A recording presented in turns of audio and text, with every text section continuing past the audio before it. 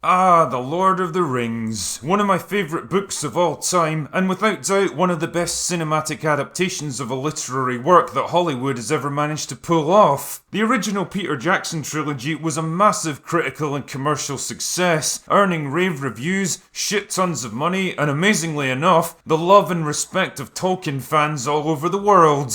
Great stuff, but then they tried to repeat this success with The Hobbit, turning a modest fantasy adventure geared towards children into a bloated movie trilogy stuffed to the gills with unnecessary action sequences, too many characters, and clumsy attempts to link it in with Lord of the Rings. It wasn't a great idea in retrospect, and it ended the Lord of the Rings saga on kind of a sour note. But hey, at least it was over and done with, right?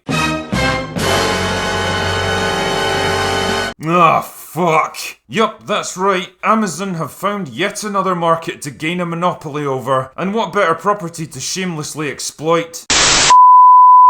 Develop towards this goal than one of the most beloved and popular film franchises of all time. Only now it's going to be a TV show spanning at least 5 seasons, and it's going to be set thousands of years before the War of the Ring. Want to know about the fall of Numenor? Want to know how Sauron came to be? Want to know the backstory for a bunch of characters that'll be long dead by the time Lord of the Rings came around? Nah, me neither. Now, generally I've kept pretty quiet about this show because I wanted to wait until there was more to actually comment on. But the more I read about it online, the more I'm beginning to suspect that, well, it's gonna be a fucking stinker. For a start, let's take a moment to consider what made the original Peter Jackson trilogy so good.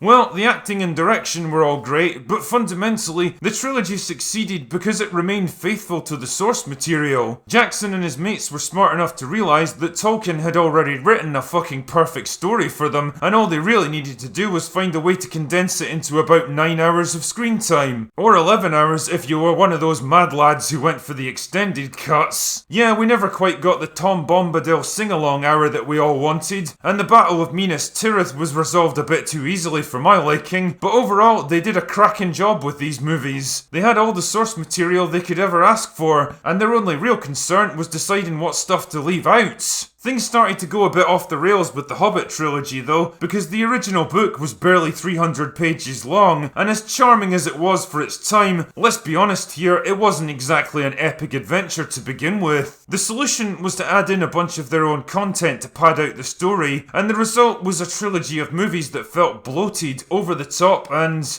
well, unnecessary. Which brings me neatly along to the source material for Amazon's TV show, The Silmarillion. The Silmarillion is basically a collection of interconnected stories, legends, poems and doodles done by Tolkien over the course of his career, and patched together into a somewhat coherent format by his son Christopher after his death. It's less of a structured narrative and more of a mythical history of Middle-earth and all the stuff that eventually led to the War of the Ring. And trust me, it's not exactly a fucking page-turner. So that's basically what Amazon have got to work with. A loosely structured illustrated history book with no dialogue, character development, or any particular plot to speak of. And if you want an example of how this kind of situation plays out, consider what happened to Game of Thrones after Dan and Dave ran out of novels to copy and paste from. Mostly because George R.R. Martin's work ethic makes your average glacier look like an F1 car by comparison. Damn, I wish I could grind out 1 chapter a year and call it steady progress. Anyway, on the subject of Game of Thrones, I'd like to draw your attention to public comments made by Jeff Bezos, the Lord Emperor of Amazon and future ruler of Earth, who stated that he wants Lord of the Rings to be the next Game of Thrones. And considering the general lack of imagination and creativity in the world of film and TV today, I don't think he's just referring to the success and recognition he wants. I think what he really wants is to emulate the dark, gritty, mature tone of the earlier show and port it into Lord of the Rings. That's why they apparently hired an intimacy coach to help out with the sex scenes, which is pretty fucking funny to me. I mean, these are grown-ass adults and they're professional actors. They already know how to pretend, and presumably they also know how to fuck. It's really not that hard to combine the two. Anyway, I think you get the point here. They wanted sex and nudity in this show, partly because I imagine it'll allow them to work sexual politics into the narrative and give their strong female characters a convenient mechanism to attain power and leverage. But mostly because Game of Thrones had sex and nudity, and Game of Thrones was popular, and Jeff wants his show to be popular too, so why not just copy other popular things and hope that it works out? Why can I never seem to shake the feeling that Jeff Bezos is like everyone's dorky middle-aged dad, desperately trying to hang with the cool kids? Like, he started building space rockets because Elon Musk did it. Now he's trying to make the next Game of Thrones because everyone thought that was cool, right? Jesus, what's next for him? Is he gonna get drunk and start a YouTube channel?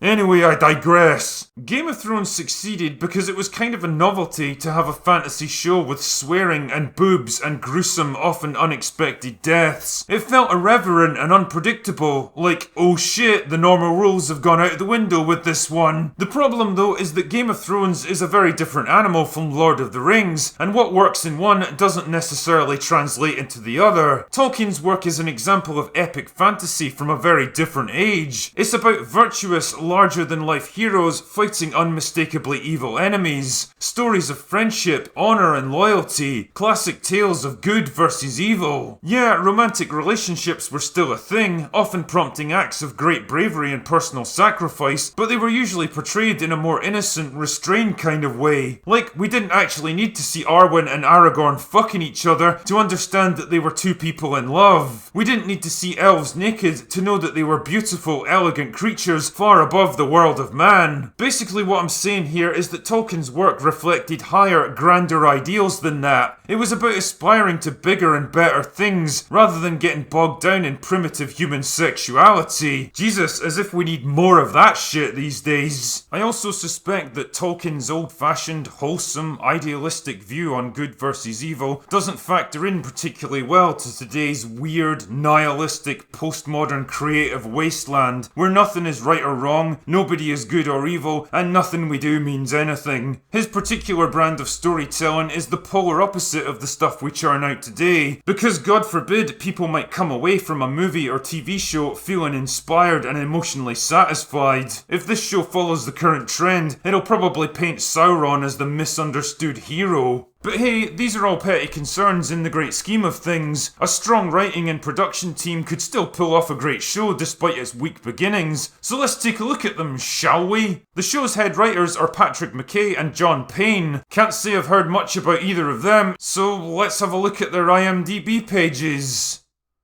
Oh. So basically, you've got a massively expensive TV show trying to hammer together a coherent story from the scattered notes of an author that were never really intended for publication by copying the formula of a completely different show, headed up by two guys whose only significant writing credit is a disastrously bad Star Trek movie that nobody watched. Fucking genius decision making right there. Do you actually want this show to fail? And of course, because this is an adaptation of a fantasy work written by a white male that's heavily based around Northern European culture, it doesn't take long for the brainlets of modern journalism and social media to start swarming around it like flies on a particularly greasy shite. Already, the internet is awash with barely coherent, poorly thought out blog posts and articles, subtly picking away at Tolkien's legacy, character and personal beliefs, demanding greater diversity and representation that's totally incompatible with the subject matter, desperately projecting their own hang-ups and biases and vindictive desires onto something that was meant to be about higher and better ideals, and of course, angrily lashing out at anyone who dares to point out the stupidity of their opinions. It's the same tired, predictable pattern that gets played out again and again with basically any high-profile IP these days, and it's pretty much the reason we can't have good things anymore. Every single piece of artistic work announced today immediately gets pounced on and dragged down into the mire of identity politics by people who are so empty and soulless that they literally have nothing else to define themselves by and openly hate anyone who does. And the ones who really suffer most here are the people who just want to get swept up in a good story. You know, I seem to recall that the whole point of fantasy is to provide an escape from the gripes, frustrations, and concerns of the real world. A chance to lose yourself in a different universe, where people don't talk and act like they came out of a social justice seminar. A world of adventure and excitement and boundless possibilities. A world like Middle-earth, as Tolkien once imagined it. But I guess that's not allowed anymore. Ultimately, based on everything I've heard about it so far, it seems like all the shit stars have aligned with Uranus to make Lord of the Rings a creative and financial failure for Amazon. Just another unwelcome rehash of an old IP that should have ended 20 years ago, helmed by people without the skill or experience to properly steer it through the troubled waters ahead, and almost certainly warped and influenced by current day social and political activism. Fans of the books don't seem all that enthused by the direction it's heading, and for general audiences, I think the disastrous end of Game of Thrones has left a sour taste in their mouths that's going to take a long time to wash away. Luckily, I have the perfect solution. Anyway, that's all I've got for today. Go away now.